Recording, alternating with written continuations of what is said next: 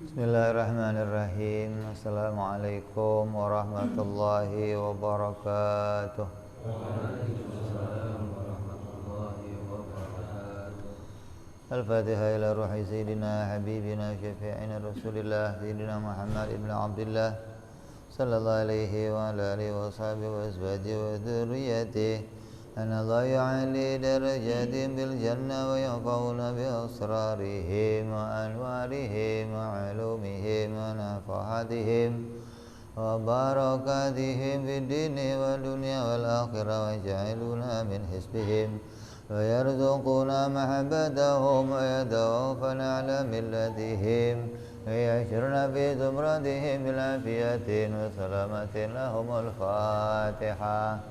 أعوذ بالله من الشيطان الرجيم. بسم الله الرحمن الرحيم. الحمد لله رب العالمين الرحمن الرحيم مالك يوم الدين. إياك نعبد وإياك نستعين اهدنا الصراط المستقيم صراط الذين أنعمت عليهم غير المغضوب عليهم ولا الضالين. آمين. Bismillahirrahmanirrahim. Nawaitu ta'alluma wa ta'lima wa tadhakkura wa tadhkira wa naf'a wal intifa'a wal ifadata wal istifadata wal hitha ala tamassuki bi kitabillahi wa sunnati rasulillah sallallahu alaihi wasallam wa du'a ila al-huda wa dilalata ala al-khairi ibtigha'a mardatihi wa qurbihi wa thawabihi wa husnil khatimah ma'al lutfi wal afiyah salahil akibah. Bismillahirrahmanirrahim. Alhamdulillahirabbil alamin. Wassalatu wassalamu ala asyrafil anbiya'i wal mursalin Sayyidina wa habibina wa syafi'ina wa maulana Muhammadin wa ala alihi wa sahbihi ajma'in. Amma ba'du. Qala musanniful kitab rahimahullah wa nafa'ana bihi wa bi'ulumihi fid darain. Allahumma aftah qulubana futuhal arifin wa bihidmatika wansur alaina birahmatika ya arhamar rahimin. Ila anqal. Apa kemarin?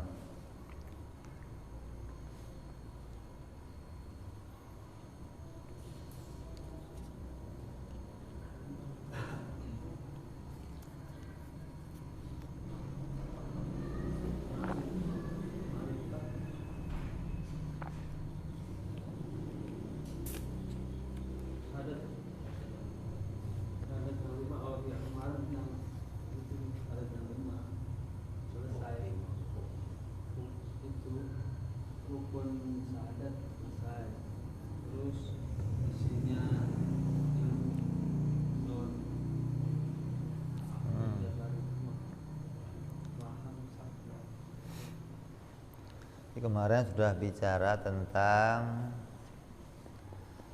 kewajiban pertama orang Islam adalah mengenal Allah dengan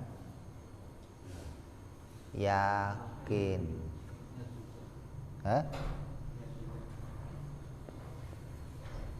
Kewajiban pertama orang Islam itu mengenal Allah dengan yakin. Ya. Yakin itu apa? Mantap. Ya. Kalau kenalnya Allah enggak yakin, maka kamu belum mengerjakan satu kewajiban, gitu loh. Mau kenal Allah kok nggak yakin, gimana? Maka mengenal Allah harus yakin seyakin yakinnya tentang keberadaan Allah Subhanahu wa taala. Nah, yang namanya yakin tentang keberadaan Allah itu maknanya harus pakai dalil gitu. Yakin itu harus pakai bukti baru bisa sampai yang namanya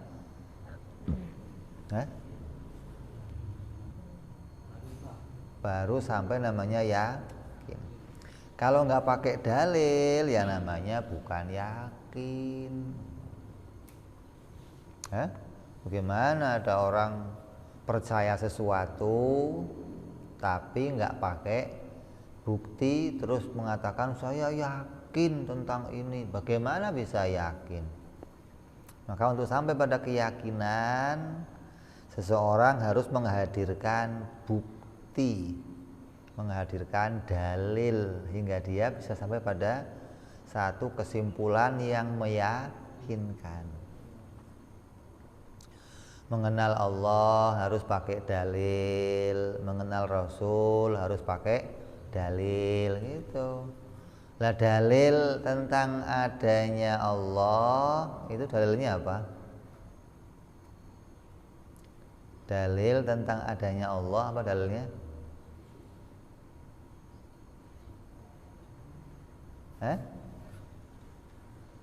Dalil adanya Allah apa?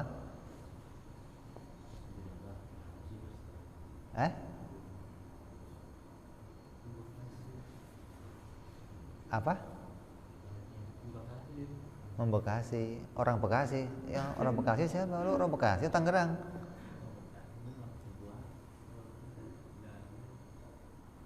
Dalil bukti adanya pencipta itu apa? Cipta. Ente ngaji berapa tahun sih? Kayaknya kalau nanya repot-repot ente, yang jauh-jauh. Saya tanya bukti adanya Allah apa? Kok mandek kan repot. Lu nggak usah nanya repot-repot dah, besok dah. Kayak nau jauh-jauh amat nanya ke sono-sono. Apa buktinya? Gitu aja kok muter-muter. Dalil macamnya ada berapa? Apa aja? Dalil lazim sama dalil asar. Dalil lazim itu dalil yang tidak pernah terpisahkan dari sesuatu. Dalil asar contohnya apa? Adanya alam semesta, langit, bumi, dan seluruh isinya. Ini adalah dalil asar yang menunjukkan bukti adanya Tuhan, bukti adanya pencipta, dibuktikan dengan ciptaannya. Langit, bumi, matahari. Allah berfirman apa? Wallahul khaliqul bari'ul musawwiru lahul asmaul husna. Allah lah yang menciptakan, yang membentuk. Dan bagi Allah, Allah itu memiliki nama-nama yang baik. Allah yang mengatakan tuh kalau Allah adalah pencipta langit dan bumi.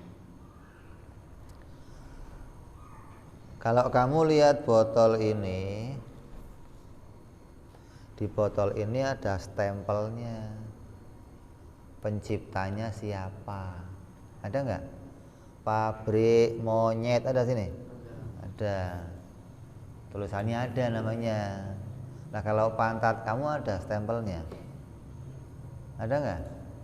Lah kamu kok tahu yang bikin kamu itu Allah? Bagaimana taunya? Kalau di sini ada jelas stempelnya, ada pabrik anu ada. Nah kamu kok tahu, kok yakin yang bikin kamu Allah? Dari mana yakinnya? Dari mana yakinnya?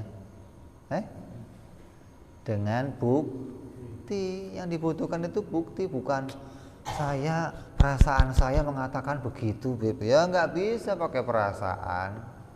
Atau feeling saya mengatakan begitu, Beb. Atau kata orang tua saya begitu, Beb. Ya nggak bisa ini.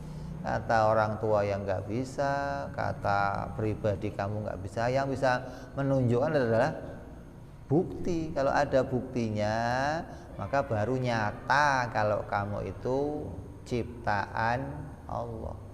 Maka perintahnya adalah kamu disuruh meyakini tentang adanya Allah, bahwa Allah itu pencipta, dan kamu suruh yakinnya pakai bukti, bukan asal yakin. Pokoknya saya yakin, saya ini mau dipotong-potong kayak mau disembelih kayak mau diapain, pokoknya saya Islam, saya yakin Allah pencipta. Kata Imam As-Sanusi, orang yang ngomong begitu kalau nggak punya dalil sama saja ngigo. Walaupun dia ngotot, saya pokoknya mau dipotong-potong kayak saya nggak mau keluar dari Islam, yakin saya Islam agama saya. Itu kalau ngomongnya begitu tanpa dalil sama saja ngigo. Kenapa? Karena orang di luar Islam juga begitu. Coba orang Buddha, saudara kita yang Kristen, yang Konghucu, coba kamu dipaksa masuk agama lain mau nggak? Oh nggak mau. Saya mau diapain saja nggak mau. Sama kan statusnya. Mereka ya sama-sama yakin dengan agamanya, kamu juga yakin dengan agama kamu. Lah sekarang untuk menunjukkan yang benar yang mana gimana? Maka harus menghadirkan bukti, gitu dong, harus menghadirkan dalil. Dalil ada dua, ada dalil lazim, ada dalil athar. Dalil athar itu maknanya adanya bekas ciptaan Allah. Kalau bekas ciptaan Allah semua nemu, langit, bumi, semua nemu itu. Orang yang beragama apa saja akan nemu kalau langit bumi diciptakan, kecuali orang yang akalnya rada somplak lah, sedikit lah, akalnya orang ateis ya, akalnya orang-orang yang nggak ngakui adanya Allah, ini rada somplak namanya. Langit bumi segini gedenya dikatakan tidak diciptakan. Kalau yang normal maka akan mengakui langit bumi ini pasti diciptakan. Nah kalau cuma sebatas itu, maka sedunia ini nemu semua kalau pencipta itu ada. Lah buktinya kalau pencipta itu Allah gimana? Oh buktinya kalau pencipta itu Allah, kita mengenali dari sifat-sifatnya Allah, namanya dalil lazim, gitu. Kita contohkan kemarin apa? Kalau ada jejak telapak kaki yang lewat, yang ada di depan rumah kamu, ada di lantai kamu, ada telapak kaki yang berbekas, maka kamu tahu tadi pasti ada orang yang lewat. Pasti nggak? Pasti nggak? Pasti, yakin saya. Kok kamu yakin pasti? Itu ada bekasnya. Nah, itu loh. Bekas inilah yang menunjukkan bukti kalau tadi ada yang, dan ini nggak bisa dipungkiri.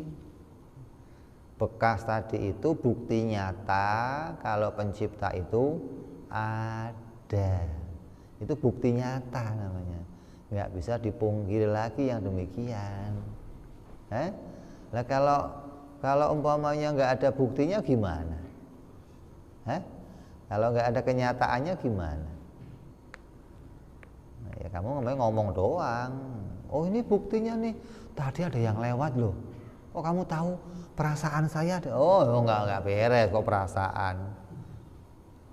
Tapi kalau nih ada bekasnya kakinya tuh, oh iya tuh ada yang lewat tadi.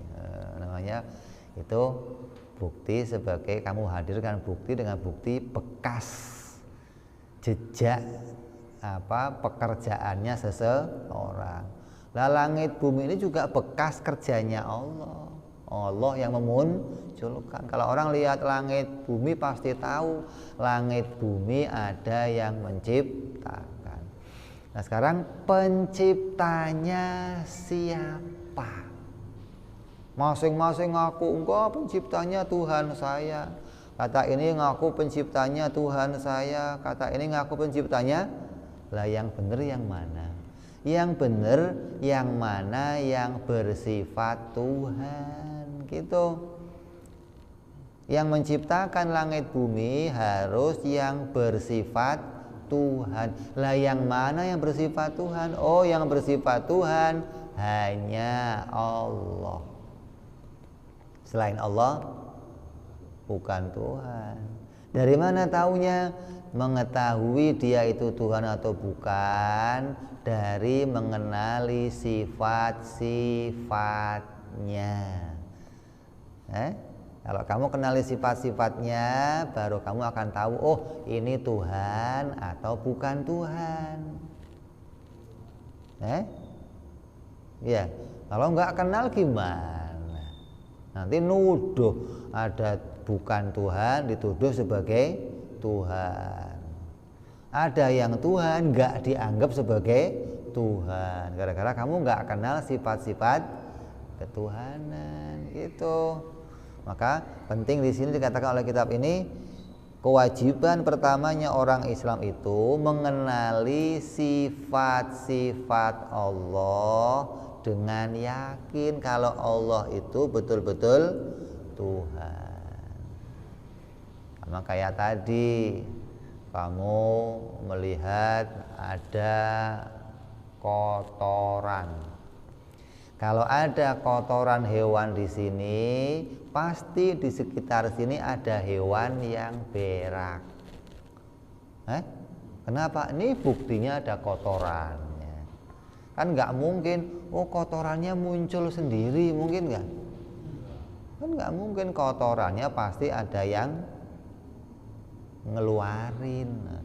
Terus orang nanya, ini kotoran apa kira-kira? Oh ini kotoran sapi. Kalau ini kotoran sapi berarti di sekitar sini ada sapi. Cari mana sapinya.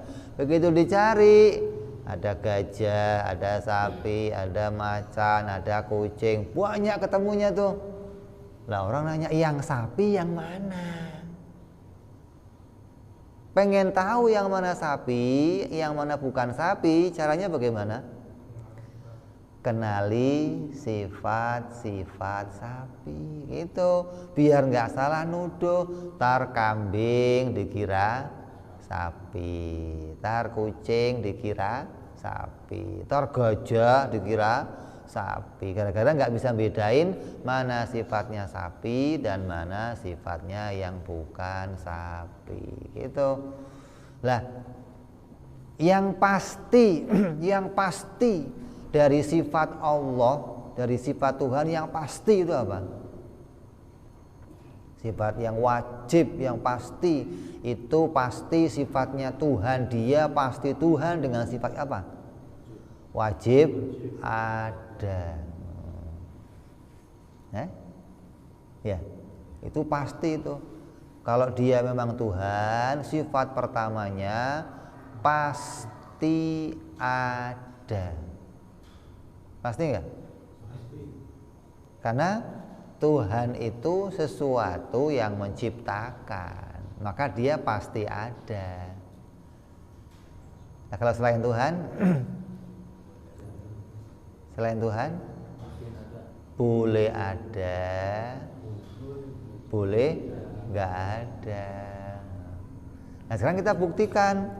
Coba yang dituduh oleh mereka sebagai Tuhan itu gimana keadaannya? Brahma, Siwa, Yesus, Lata, Uzza, Manat, Hubal, semua yang dituduh oleh mereka Tuhan itu tadinya pernah nggak ada, terus jadi ada. Lah, ketika keadaannya seperti itu, bagaimana mau disebut dia itu Tuhan? Wong tadinya pernah nggak ada, terus jadi ada. Kalau dia Tuhan, maka dia pasti sesuatu yang harus adanya, selalu ada terus, nggak pernah nggak ada. Karena kalau dia pernah nggak ada, terus jadi ada, akan ditanya yang bikin dia siapa. Karena nggak mungkin sesuatu nongol dengan sendirinya, nggak mungkin. Sesuatu itu akan nongol kalau dia diciptakan. Nah Tuhan kita Allah tidak diciptakan. Kenapa? Karena dia wujudnya wajib ada. Itu sifat yang pokok namanya.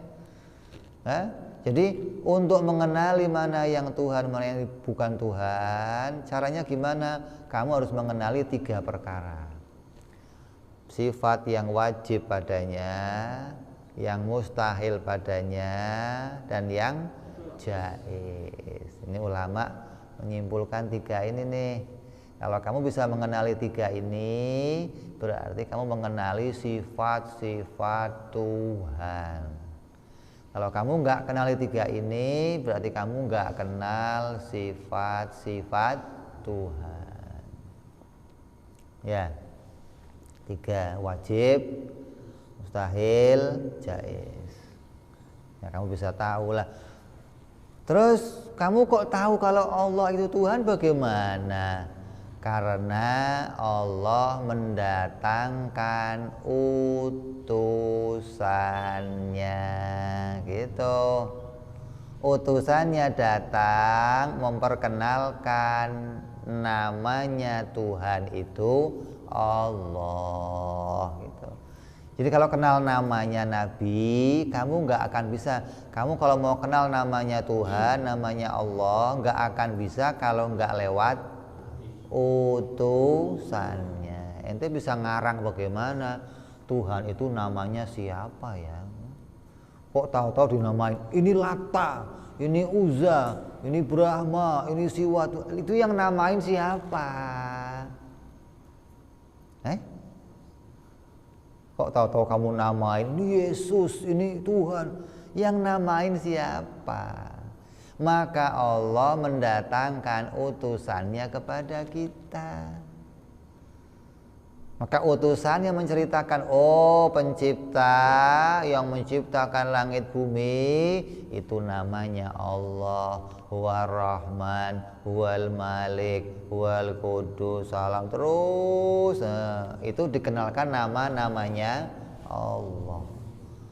Terus dan dia memperkenalkan pula sifat-sifatnya Allah. Mana?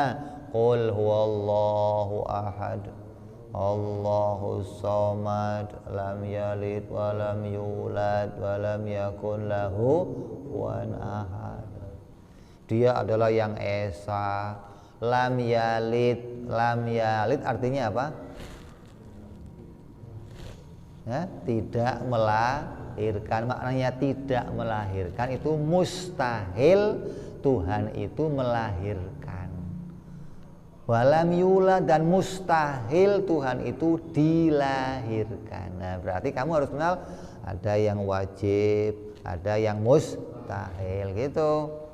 Karena Quran juga menyebutkan mana yang mustahil pada Tuhan. Tuhan itu mustahil melahirkan dan Tuhan mustahil dilahirkan, berarti dia sesuatu yang pasti adanya.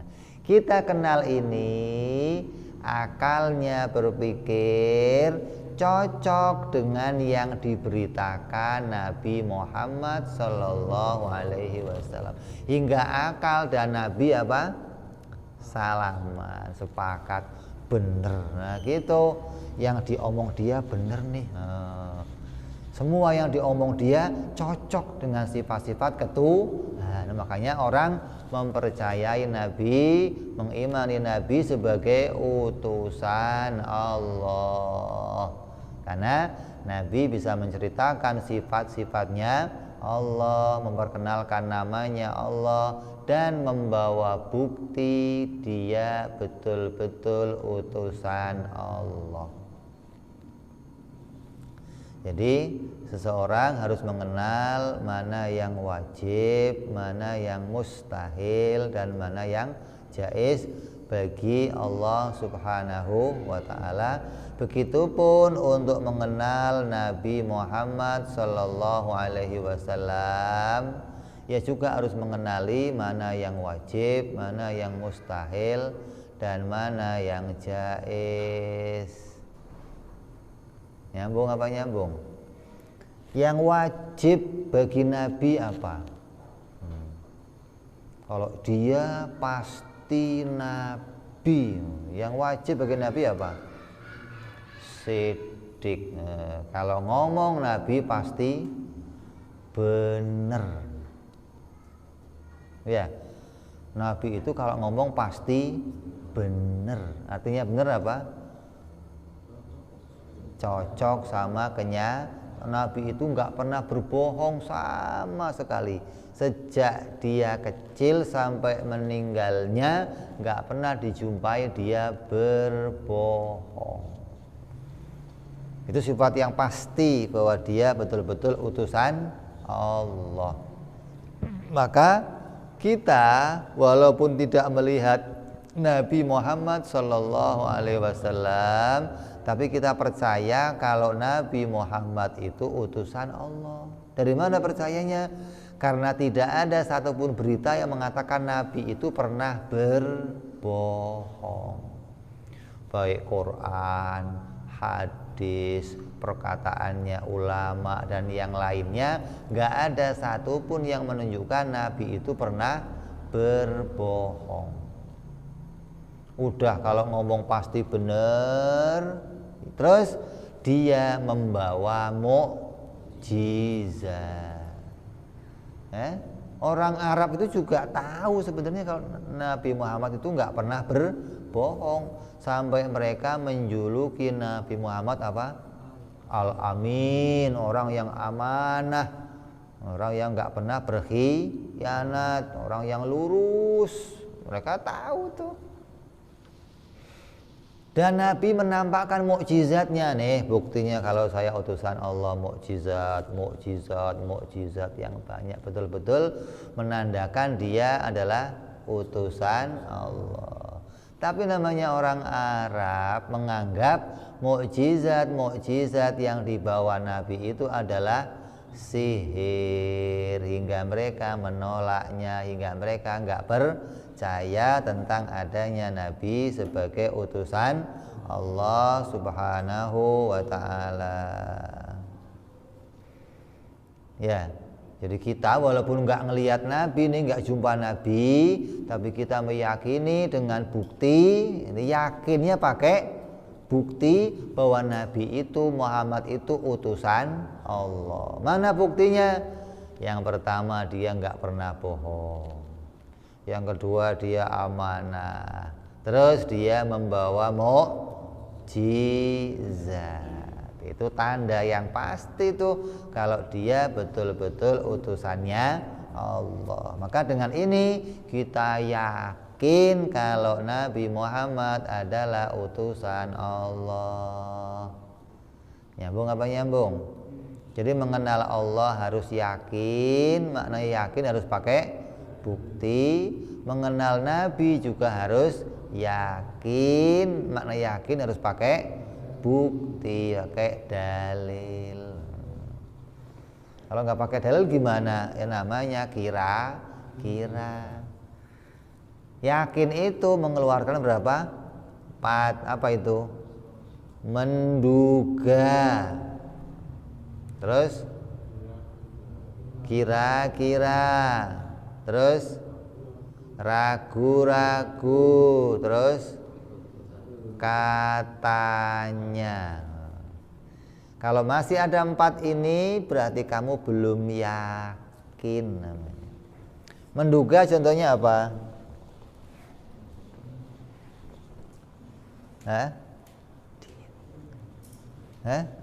Menduga contohnya apa?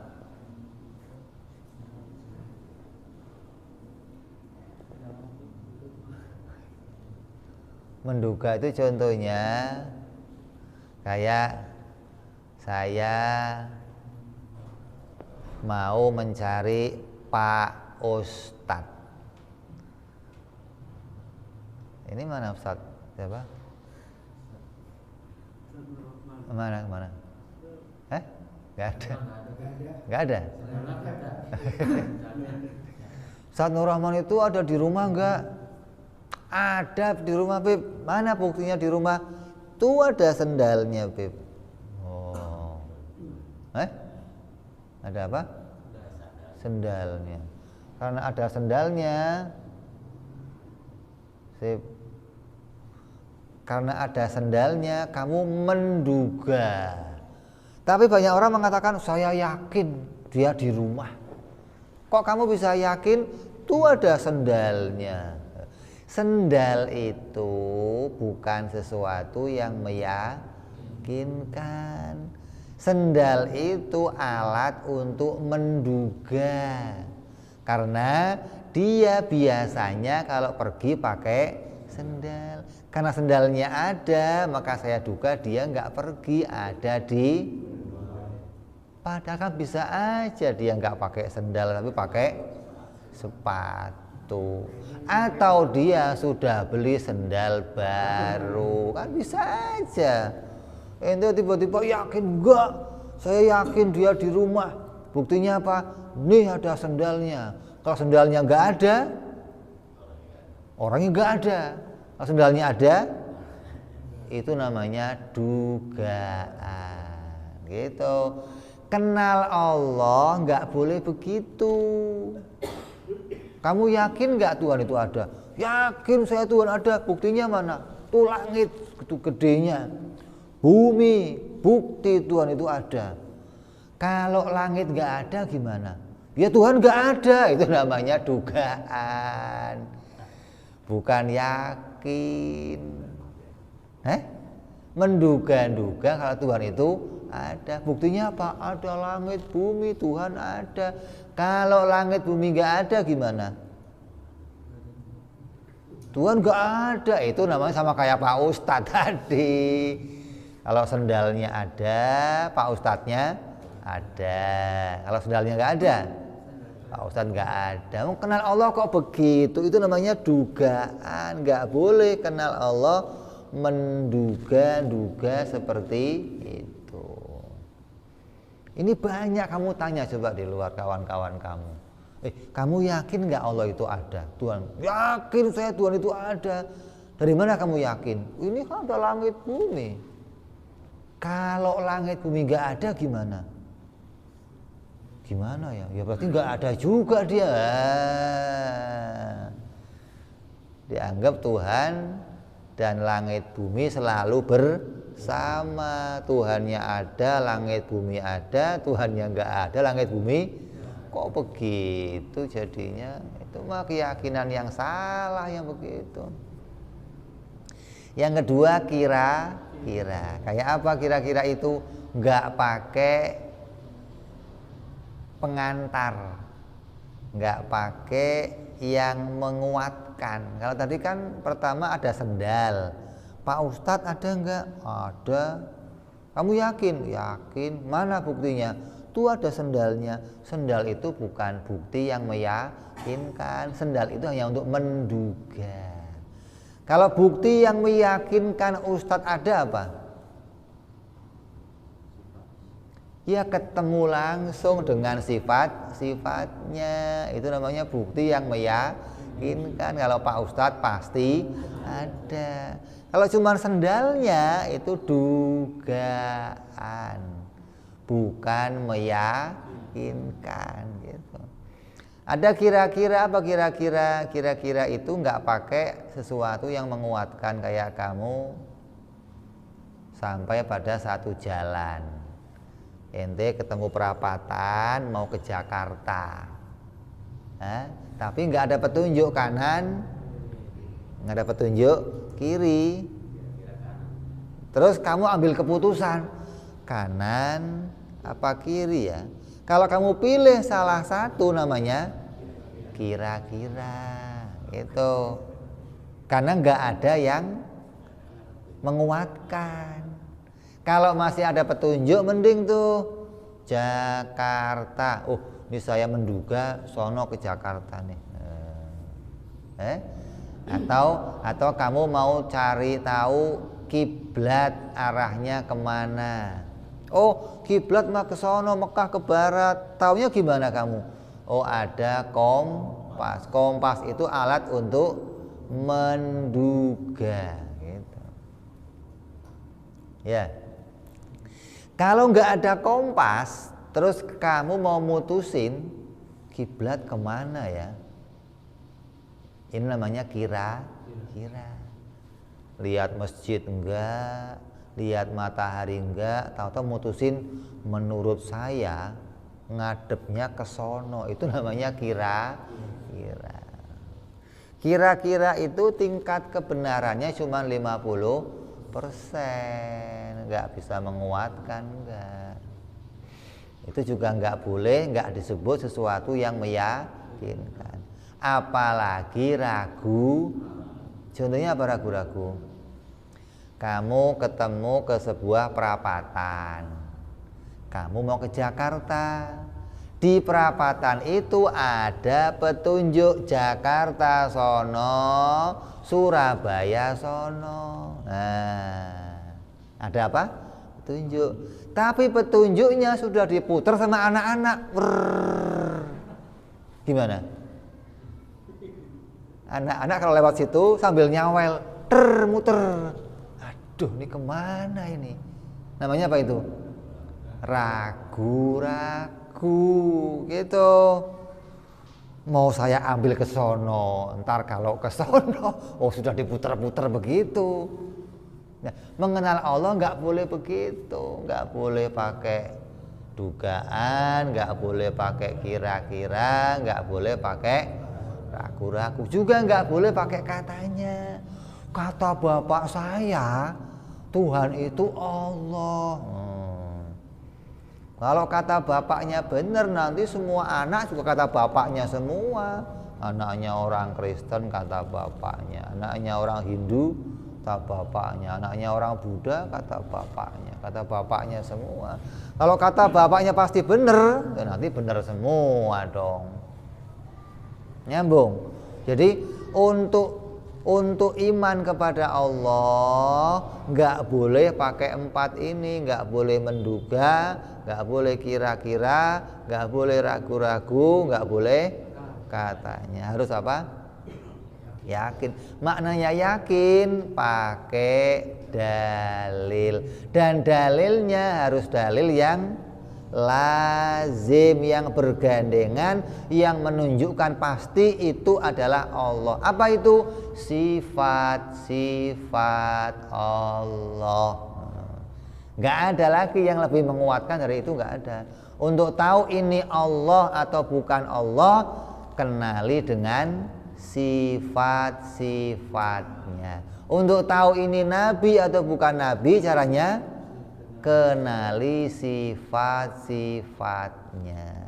Dengan kenal sifat-sifatnya, pasti kamu akan sampai pada kebenaran kalau dia itu Allah atau bukan, dia itu Nabi atau bukan.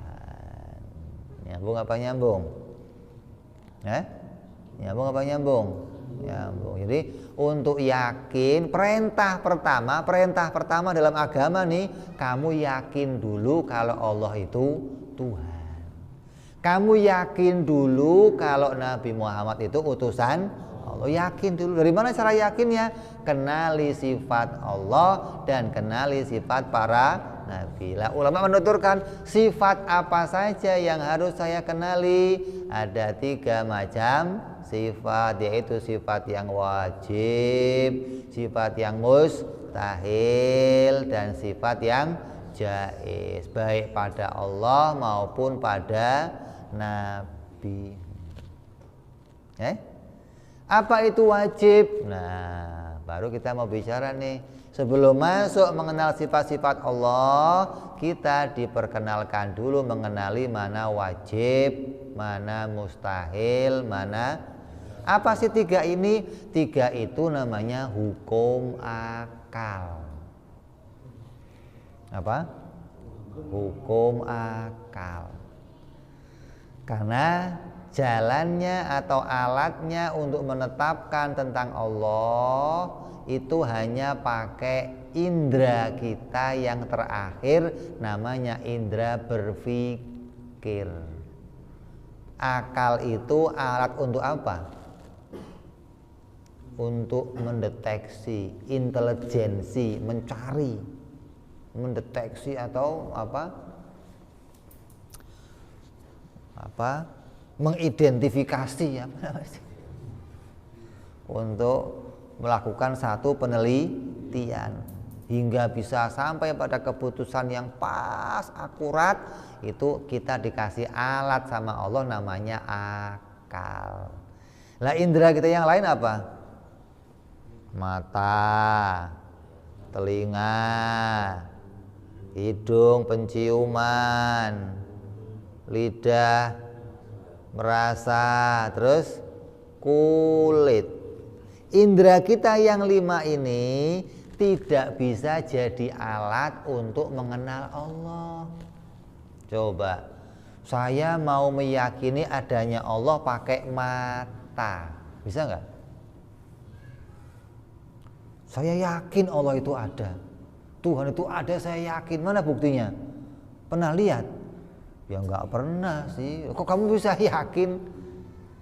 Mata itu nggak bisa dipakai mengenal Allah.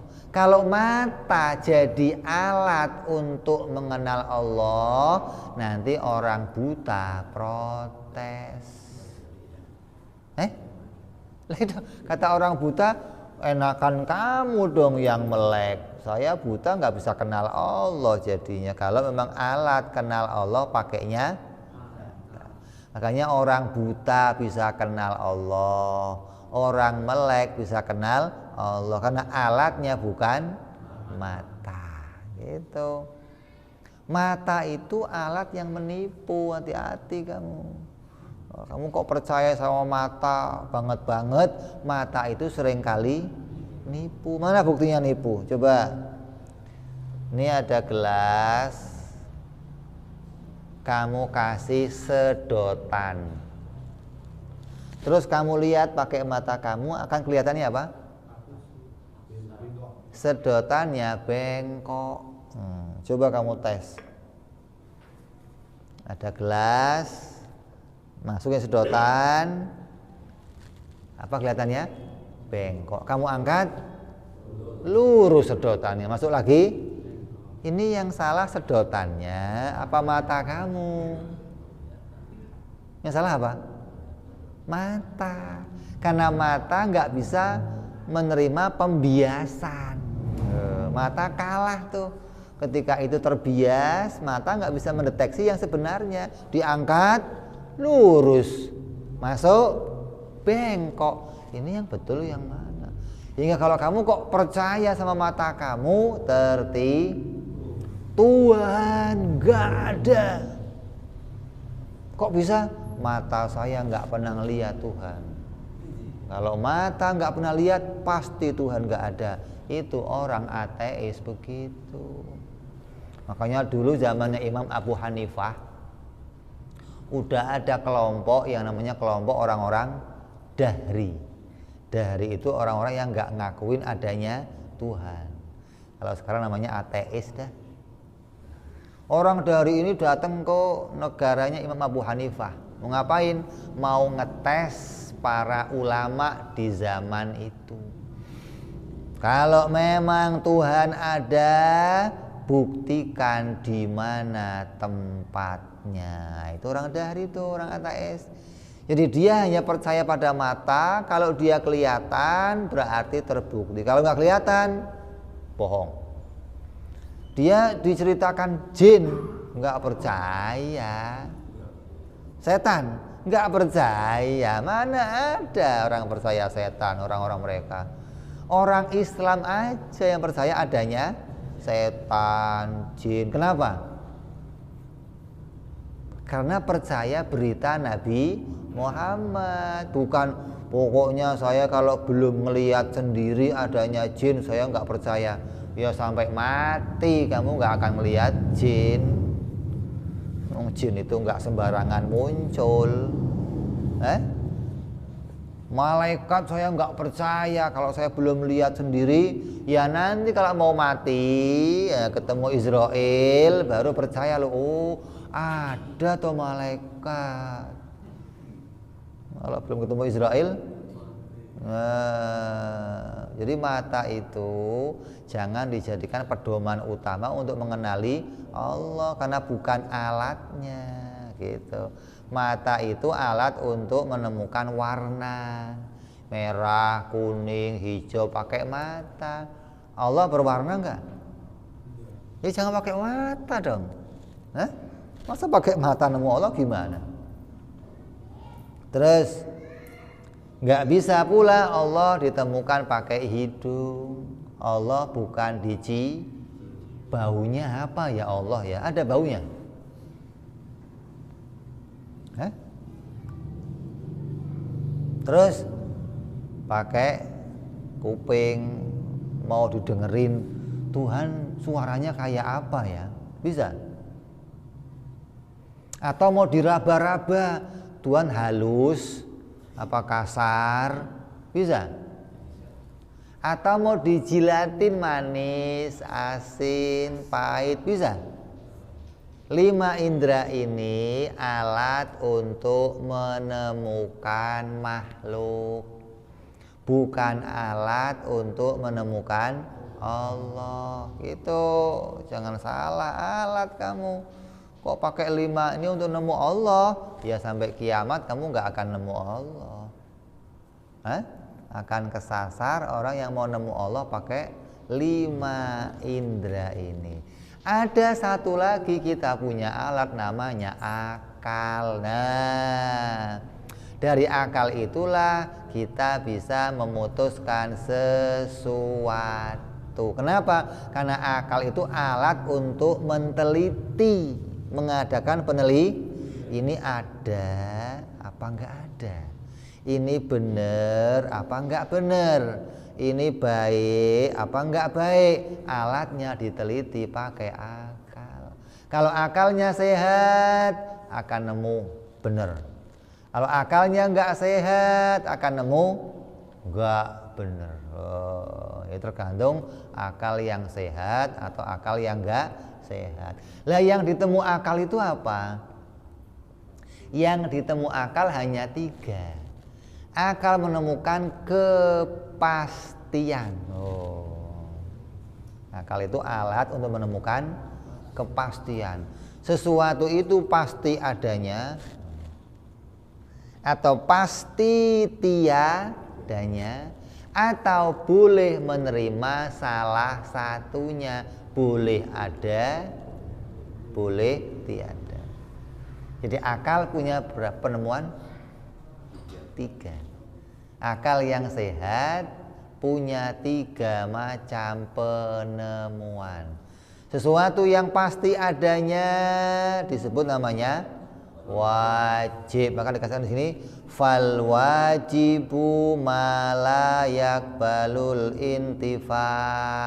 Apa yang namanya wajib menurut penelitian akal? Wajib menurut akal adalah sesuatu barang atau apa saja yang barang itu tidak pernah tiada.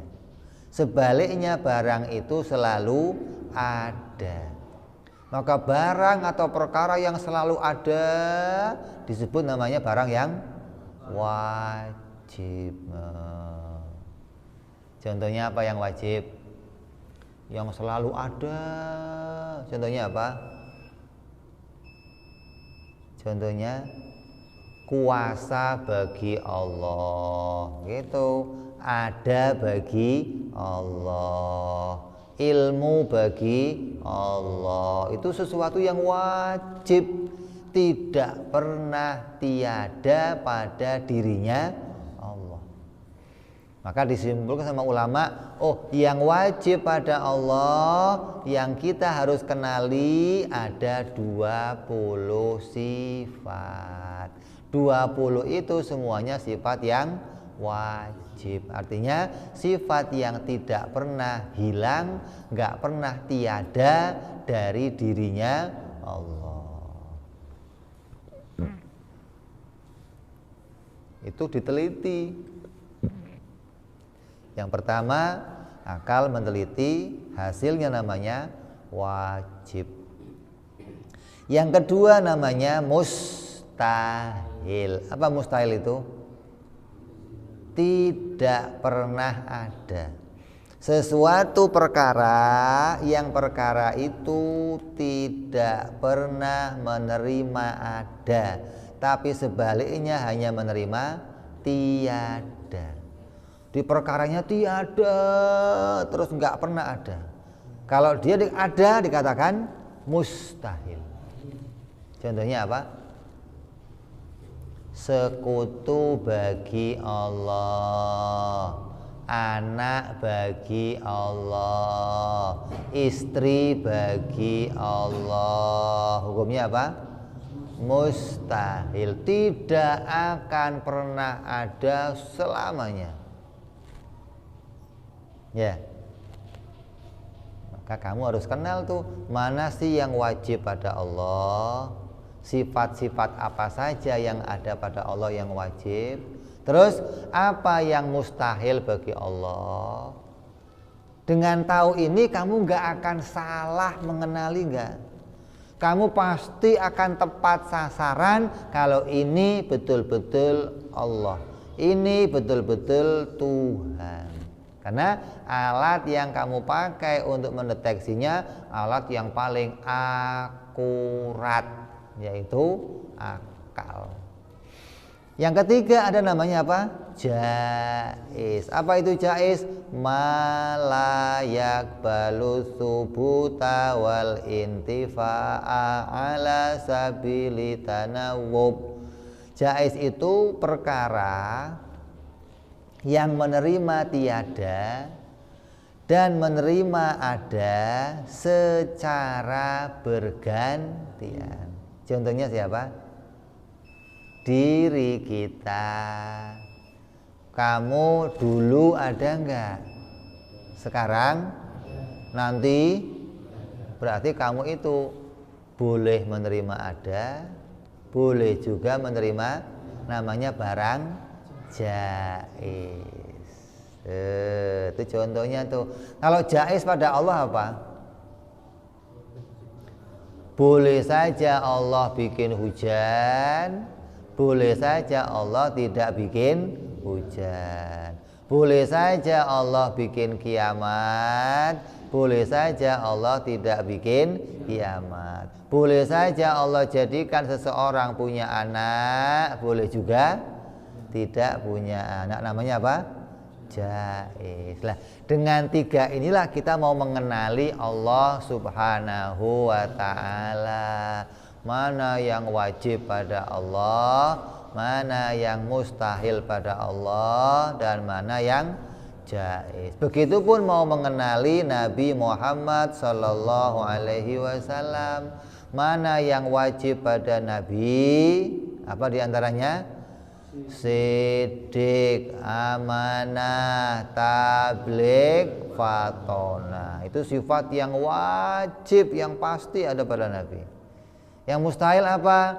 Mustahil Nabi bohong, mustahil Nabi enggak jujur, mustahil Nabi berkhianat, mustahil Nabi bodoh, mustahil Nabi menyembunyikan pengetahuan. Itu namanya kamu kenal Nabi berarti. Yang wajib pada Nabi, yang mustahil pada Nabi. Apa yang jaiz pada Nabi? Yang jaiz pada Nabi bersifat manusia yang paling mulia. Nyambung apa nyambung? Nyambung apa bingung?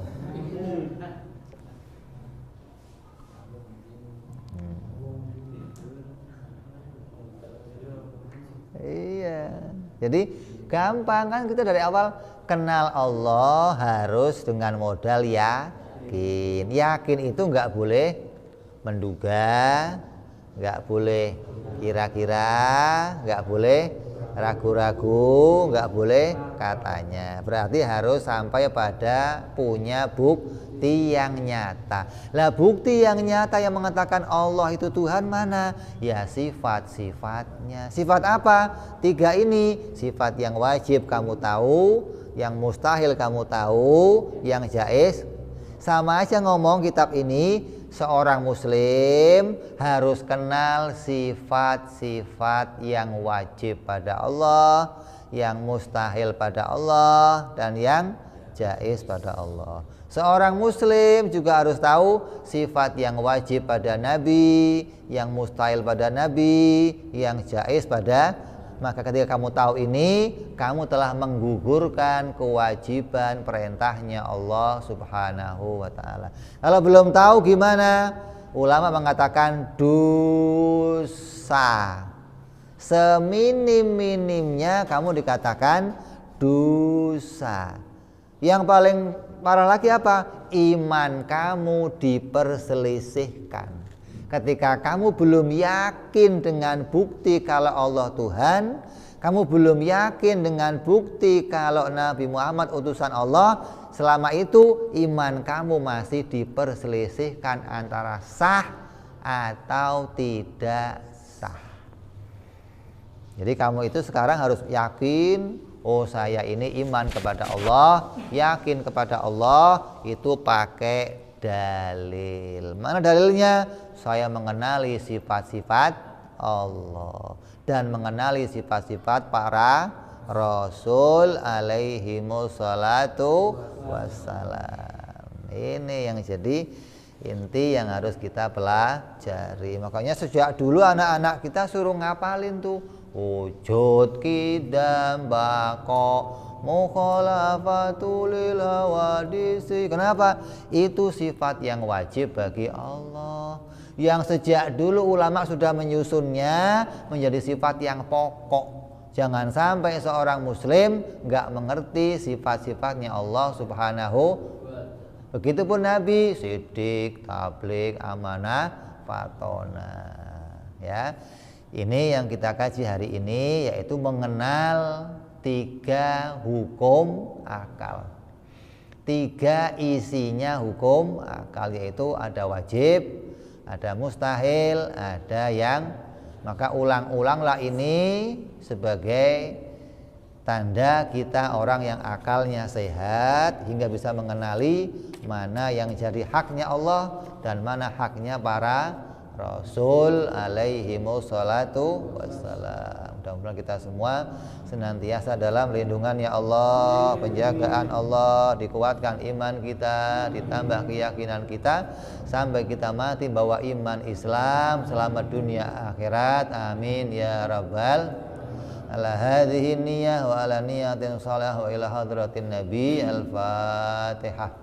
A'udzu billahi minasyaitonir rajim. Bismillahirrahmanirrahim.